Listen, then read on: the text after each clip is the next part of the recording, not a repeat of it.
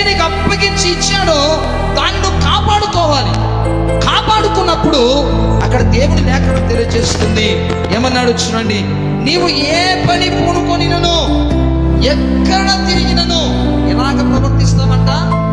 వివేకము రానియదు, నష్టము రానియదు, సమస్యలు ఎదుర్కొనియదు, నీకు ఎలాంటి పరిస్థితి నీ మీదకి రానియదు, ఎలాంటి స్థితిగతులు నీ మీదకి రానియదు.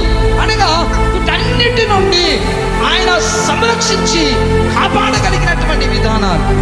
ఎప్పుడు నీకు అప్పగించింది ఏదైతే ఉందో దాన్ని నువ్వేం చేసుకోవాలి?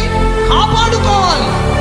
దాన్ని కాపాడకుండా విచ్చలవిడిగా విడిచిపెట్టి నిన్ను కాపాడుకోవడానికి ప్లాన్ చేసుకుంటూ నిన్ను నువ్వు కాపాడుకోవడానికి అనేకమైన ప్రయత్నాలు చేస్తున్నప్పుడు పిల్లరా, ఆయన ఇచ్చిన రక్షణ విడిచి, ఆయన ఇచ్చిన నీతి, పరిశుద్ధత, ఆయన ఇచ్చినటువంటి సంఘాన్ని, సన్నిధిని నిర్లక్ష్యం చేసి